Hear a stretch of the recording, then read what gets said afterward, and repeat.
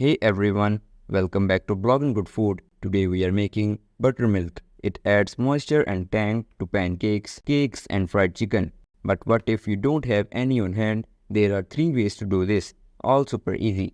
We'll break them down one by one. Method 1. Milk with acid. What you'll need: 1 cup milk, 1 tablespoon lemon juice or vinegar. Grab a measuring cup and pour in 1 cup of milk. Add 1 tablespoon of either lemon juice or vinegar to the milk. Give it a good stir to combine the milk with acid. Let the mixture sit for about 10 minutes. The milk will curdle a bit, that's okay. This is your buttermilk substitute. Method 2.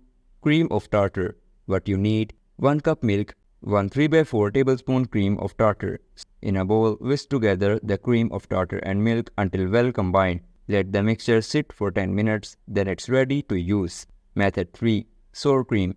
What you will need: 3 by 4 cup sour cream, 1 by 4 cup water.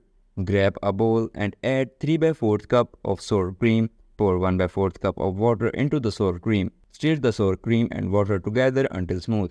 Your substitute is ready to use. All these substitutes were great in baking, but which one tastes the closest? We'll give them a try.